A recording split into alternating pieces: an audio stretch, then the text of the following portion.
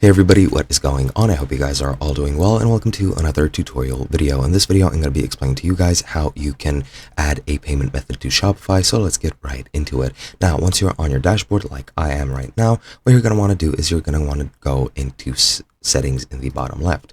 Once you're here, you'll have two options. If you don't have a plan, you can go and select a plan. And once you select that plan, you'll be prompted to enter a payment method. However, you can go straight into billing, and here you'll have the add payment method option. You can click on it, and then you can select the payment type you want. You can click credit card for credit and debit cards. Debit cards are available only if they are MasterCard, Visa, or American Express, so they need to be partnered.